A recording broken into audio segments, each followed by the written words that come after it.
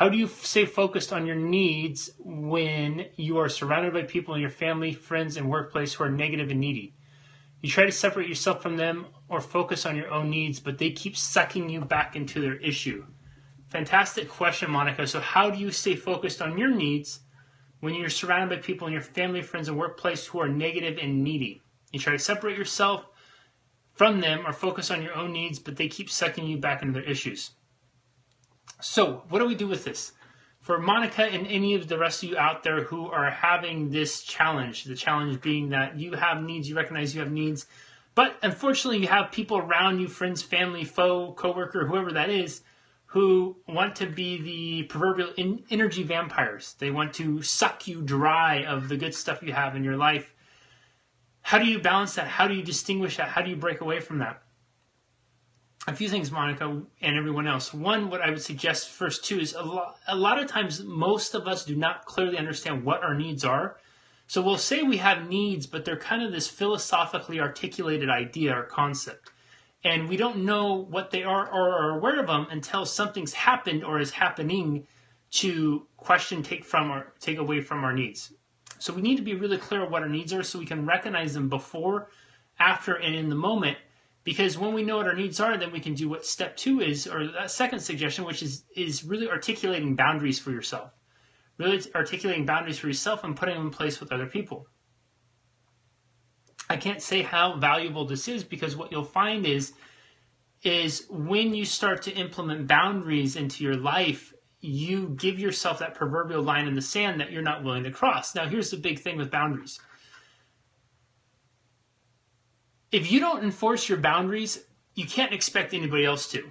And what I'll see a lot of times with people is they will set up boundaries and then they have them be these loose ones that are boundaries are meant to be broken, so to speak, or the boundaries apply in this situation but not that situation.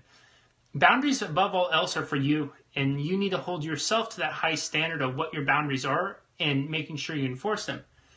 Because if you don't do it, nobody else will. And then when you have your boundaries and you're enforcing them and living them out, you got to spread those on to other people. Let other people know what those are, what those boundaries are. I'll give you a personal example. Several years ago, I became acutely aware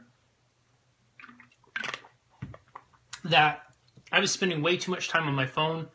I had gotten into that conditioning program that so many of us have, where if a phone vibrates, a phone rings, I'm looking down at it.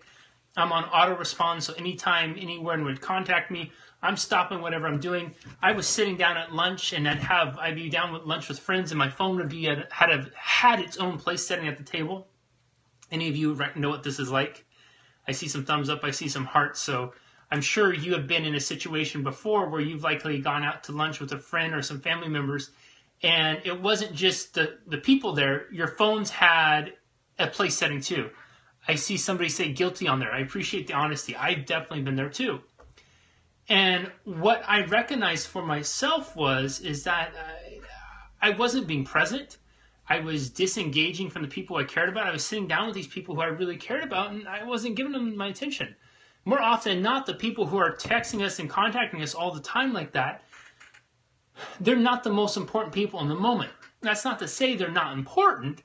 It's just in the moment they're not the most important, because the people who we're giving our attention to, or we're supposed to, is who we're really connecting with. But I wasn't doing that.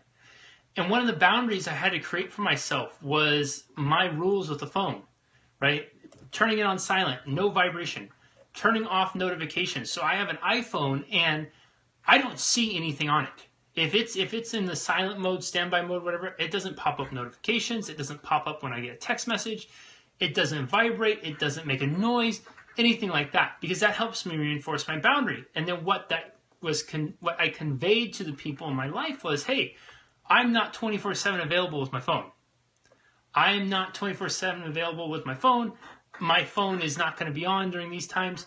If you text me, if you write me, it may be a while until you get a reply, so on and so forth. If you send me something in the middle of the night, you're likely not going to get anything back. Which before, how many of us have woken up in the middle of the night, show of hands, or I guess emojis, how many of us have woken up in the middle of the night because we have our phones on, so we hear it ding, ding, dinging, and then we wake up from our sleep and we immediately start getting in these, Ariel, I see most emojis this whole time coming up with this, because I think so many of us have done that.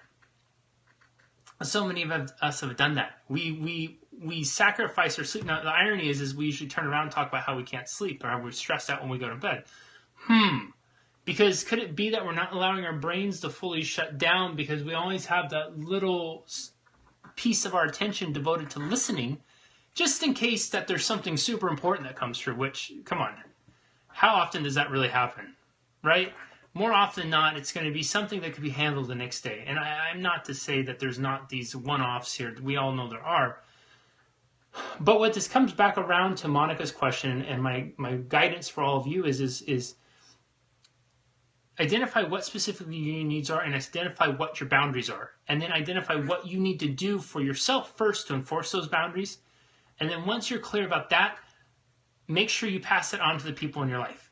Make sure you pass that on to the people in your life who those boundaries are going to affect. And what you'll find is you'll start to be able to separate yourself from these people. Remember, nobody can force us to engage. Even if you have the gun to your head, you still have no choice. And if we ultimately decide to engage in the energy vampires and donate our energy to them, it's not because they're sucking it, it's because we're donating it. And an energy vampire is going to feed off of somebody's energy. They'd be stupid not to take a donation. And so what I mean by that is if we're willing to donate to them because we haven't identified what our needs are and we haven't put boundaries around our needs to protect them, energy vampires are just doing its job.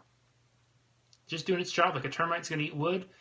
Like a cockroach is going to run around and do cockroachy stuff. Energy vampires are going to suck the energy right out of you. Was this helpful? Good question. Sometimes your wife wakes you when you snore and not your work. That's a whole nother discussion. Maybe we'll do that for another Ask Jesse in the future. All right. Was this helpful, everybody? I hope so. And I thought we'd have time for one more question, but I ended up babbling on a little bit longer about that one than I thought. So, as a quick reminder, if you have a question for me and you'd like me to answer it live in future Ask Jesse, every Friday, 8 a.m. Pacific time, the post will be going up on the 1 Year 1000 Challenge page. That's your opportunity to submit a question, and then I will answer it Mondays around this time on Facebook Live. Thank you so much. And Periscope. I don't mean to not give love to Periscope because I love Periscope. And those of you who log on in there and who are so generous in putting your hearts up right now for me, I appreciate that. Everybody have an amazing rest of your day today. I hope to see you tomorrow, 11 a.m. Pacific time for the moral of the story. And again, look towards the end of this month, the beginning, middle of October, once I get past Unlock Your Greatness, I will have some more time open up to introduce a more regular third Facebook Live, Periscope Live type event because I would really love to. I really enjoy interacting with you all this way, and I hope that you all enjoy it as much too.